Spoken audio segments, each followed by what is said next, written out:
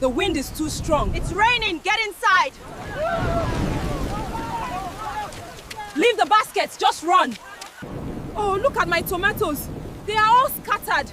What am I going to do now? I must pick them up. So sorry. Please, let me help you pick your tomatoes.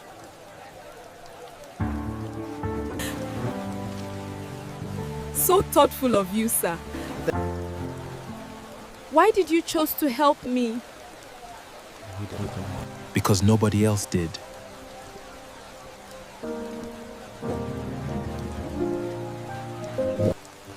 Please, can I help you drop the tomatoes back to your shop? No thanks. But you've already done enough for me.